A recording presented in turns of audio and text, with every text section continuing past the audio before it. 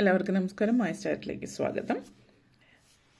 ആയില്യം നക്ഷത്രക്കാർക്ക് ഈ വരുന്ന സമ്പൂർണ്ണ വിഷുഫലം 2025-26 എങ്ങനെയാണെന്ന് നോക്കാം. അതിലേക്ക് കടക്കുന്നതിന് മുമ്പ് പ്രൈവറ്റ് കൺസൾട്ടേഷന് താല്പര്യമുണ്ടെങ്കിൽ ഡീറ്റെയിൽസ് താഴെ ഡിസ്ക്രിപ്ഷനിലുണ്ട്, നോക്കാവുന്നതാണ്. നമുക്ക് റീഡിങ്സിലേക്ക് കടക്കാം. ആയില്യം നക്ഷത്രക്കാർക്ക് ഈ വരുന്ന ഏപ്രിൽ 2025 മുതൽ 26 വരെയുള്ള സമ്പൂർണ്ണ വിഷുഫലം എങ്ങനെയാണ് എന്ന് നോക്കാം.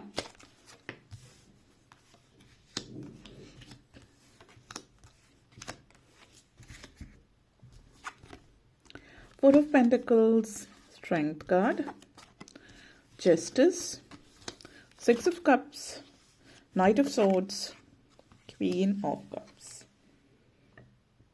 അതിൽ നക്ഷത്രക്കാരെ സംബന്ധിച്ച് four of pentacles and knight of swords എനർജിയാണ്. അപ്പോൾ ഈ ഒരു സമയം നിങ്ങളെ സംബന്ധിച്ച് ഒത്തിരി ക്രിയേറ്റീവായിട്ടുള്ള ഒരു സമയമാണ്. നിങ്ങളുടെ പാഷൻ, നിങ്ങളുടെ ക്രിയേറ്റിവിറ്റി, കലാപരമായിട്ടുള്ള കഴിവുകൾ വർദ്ധിപ്പിക്കാനും അത് ഉപയോഗപ്പെടുത്താനും ഒക്കെയുള്ള ശ്രമങ്ങൾ നടത്തുന്നൊരു വർഷമായിരിക്കും ഈ ഒരു വർഷം നിങ്ങളെ സംബന്ധിച്ചിടത്തോളം.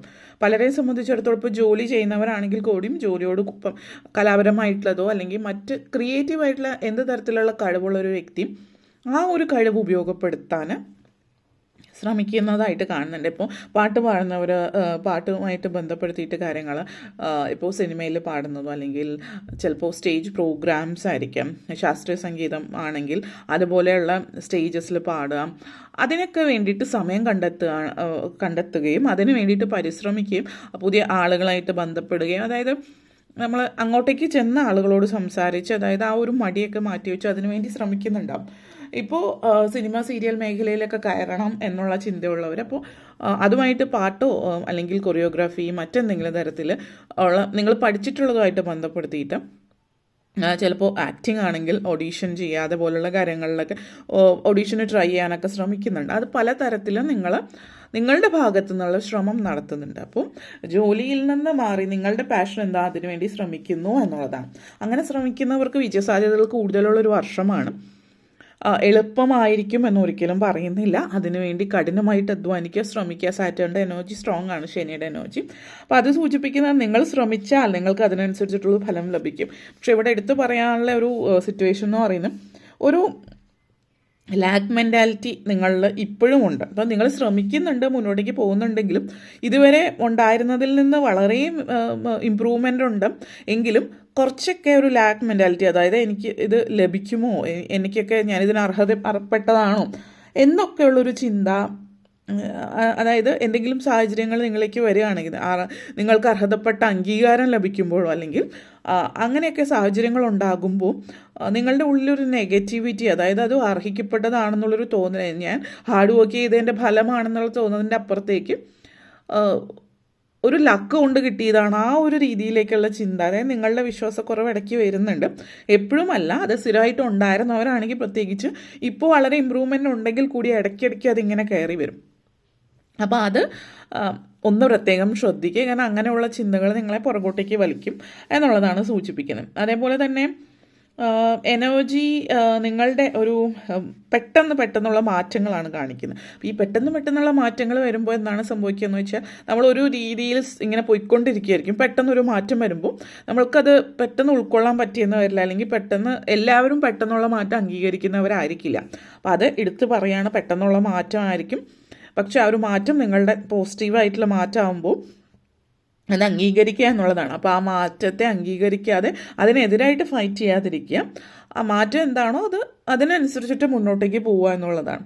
ആ ഒരു പ്രപഞ്ചശക്തി നിങ്ങൾക്കായിട്ട് എടുത്തിട്ടുള്ള ഡിസിഷനാണ് എന്നുള്ളത് മനസ്സിലാക്കുക. അപ്പോൾ ആ ഒരു മാറ്റത്തിനനുസരിച്ചിട്ട് പോവുക. അതിൽ പെട്ടെന്ന് ഇറിറ്റേറ്റഡ് ആവുകയും ഒന്നും ചെയ്യാതിരിക്കുക.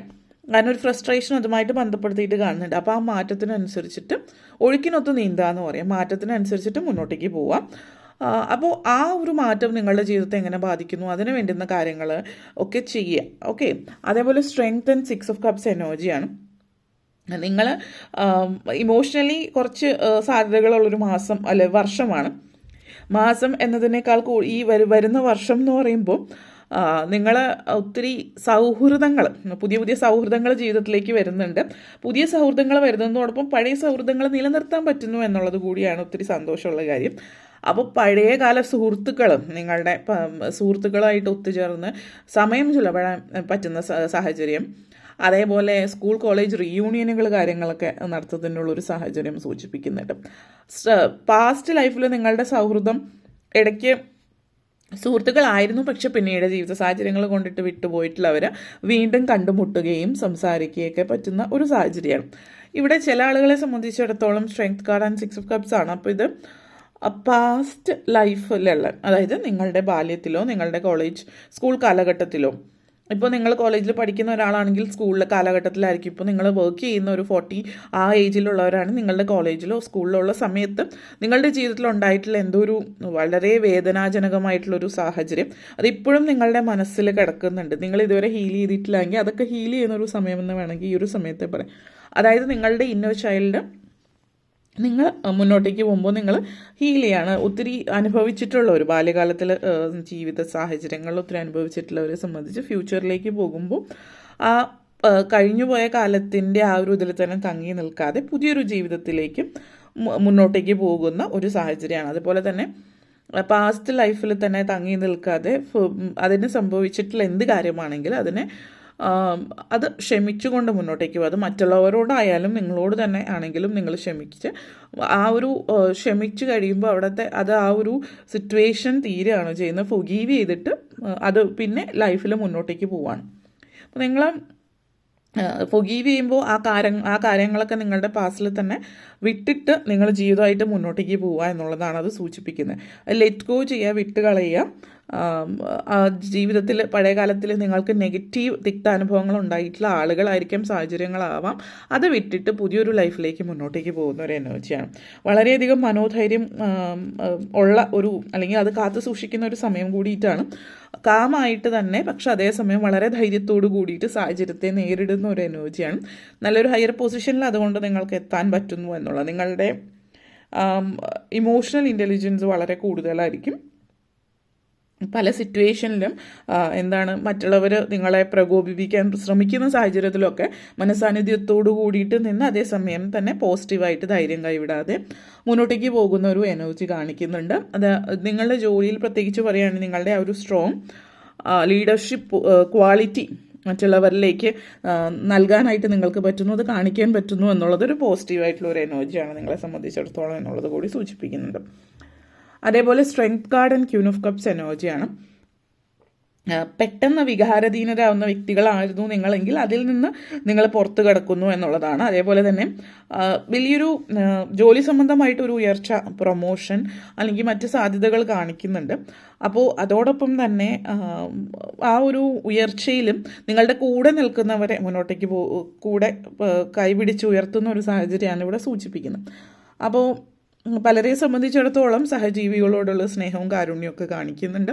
ചില ആളുകൾ എടുത്തു പറയുകയാണെങ്കിൽ മൃഗങ്ങൾക്ക് വേണ്ടിയിട്ട്, മനുഷ്യർക്ക് വേണ്ടിയിട്ടുള്ള സഹായങ്ങൾ സമൂഹത്തിൽ മറ്റുള്ളവർക്ക് വേണ്ടിയിട്ടുള്ള സഹായങ്ങളും കാര്യങ്ങളും നിങ്ങൾ ചെയ്യുന്നുണ്ട്. അതോടൊപ്പം തന്നെ സഹജീവികൾക്ക് വേണ്ടിയിട്ട്, ഇപ്പോൾ മറ്റ് മൃഗങ്ങൾക്ക് വേണ്ടിയിട്ടുള്ള എന്തെങ്കിലും സംഘടനയുടെ ഭാഗമാകുക, അവർക്ക് വേണ്ടിയിട്ട് എന്തെങ്കിലുമൊക്കെ കാര്യങ്ങൾ ചെയ്യുന്നതുമൊക്കെ ആയിട്ട് ഉള്ള ഒരു റെസ്ക്യൂ അനിമൽസുമായിട്ട് ബന്ധപ്പെടുത്തിയിട്ടുള്ള കാര്യങ്ങളോ ബ്ലൂ ക്രോസിൻ്റെ പോലെയുള്ള എന്തെങ്കിലും ഓർഗനൈസേഷൻ്റെ ഭാഗമായിട്ട് പ്രവർത്തിക്കുക, അതുപോലുള്ള കാര്യങ്ങളൊക്കെ ചെയ്യുന്നതായിട്ട് സൂചിപ്പിക്കുന്നുണ്ട്. ചില ആളുകൾ പ്രകൃതി, നേച്ചർ കൺസർവേഷനുമായിട്ട് ബന്ധപ്പെടുത്തിയിട്ടുള്ള കാര്യങ്ങളിൽ അതിൻ്റെയൊക്കെ ഭാഗമൊക്കാവുന്നു എന്നുള്ളതും ഇവിടെ സൂചിപ്പിക്കുന്നുണ്ട്. വ്യത്യസ്തങ്ങളായിട്ടുള്ള ചില കാര്യങ്ങളിലേക്ക് എപ്പോഴും നിങ്ങൾ ആഗ്രഹിച്ചിരുന്നതാണ് ഒരിക്കലും ചെയ്യാൻ പറ്റാത്ത കാര്യങ്ങളൊക്കെ ചെയ്യാൻ പറ്റുന്ന അവസരമാണ് സൂചിപ്പിക്കുന്നത്. അതേപോലെ justice energy, night of swords എനർജിയാണ്. അപ്പോൾ ഈ ഒരു സമയം എന്ന് പറയുന്നത് നിങ്ങളെ സംബന്ധിച്ചിടത്തോളം ജസ്റ്റിസ് ആണ്. അതായത് പല കാര്യങ്ങളിലും, ഒരു കാര്യത്തിലല്ല, ഇപ്പോൾ നിങ്ങൾ കേസ് കാര്യങ്ങളൊക്കെ നടക്കുന്നവരാണെങ്കിൽ തീർച്ചയായിട്ടും നിങ്ങൾക്ക് ന്യായത്തിൻ്റെ ഭാഗത്താണെങ്കിൽ ന്യായത്തിൽ നിങ്ങളുടെ ഭാഗത്ത് ന്യായമുണ്ടെങ്കിൽ ന്യായമായിട്ടുള്ള വിധി തന്നെ വരുന്നു എന്നുള്ളതാണ് സൂചിപ്പിക്കുന്നത്. അത് എന്ത് തരത്തിലുള്ള ഫാമിലി കോർട്ടാണെങ്കിലും അല്ലെങ്കിൽ എന്തെങ്കിലും സിവിലോ ക്രിമിനലോ ഏത് തരത്തിലുള്ള കേസുകൾക്കും ന്യായം നിങ്ങളുടെ ഭാഗത്താണെങ്കിൽ നിങ്ങൾ ഒത്തിരി ഫൈറ്റ് ചെയ്ത് അതിന് ന്യായത്തിൻ്റെ ഭാഗത്ത് വിധി വരുന്നു എന്നുള്ള രീതിയിലാവാം.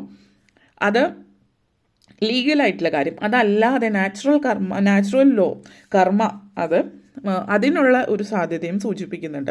നിങ്ങളുടെ ലൈഫിൽ ഒത്തിരി നിങ്ങളെ മനഃപൂർവ്വമായിട്ട് ദ്രോഹിക്കുന്ന ആളുകളോ അല്ലെങ്കിൽ അങ്ങനെയുള്ള സാഹചര്യങ്ങളോ ഒക്കെ ഉണ്ടെങ്കിൽ അതിനുള്ള ആ ഒരു നിങ്ങൾക്കെതിരായിട്ട് ഇൻജസ്റ്റിസ്, ഇന്നിക്വാലിറ്റി ഒക്കെ നടക്കുന്നൊരു സാഹചര്യത്തിൽ നിങ്ങൾക്ക് എതിരായിട്ട് ആരെങ്കിലുമൊക്കെ പ്രവർത്തിക്കുന്നവർ, ആ ഒരു പ്രപഞ്ചശക്തി അവർക്ക് അവരുടേതായിട്ടുള്ള കർമ്മ ലഭിക്കുന്നത്, അതായത് നിങ്ങൾ സേഫ് ആയിട്ടിരിക്കുന്ന ഒരു സാഹചര്യവും സൂചിപ്പിക്കുന്നു എന്നുള്ളതാണ്.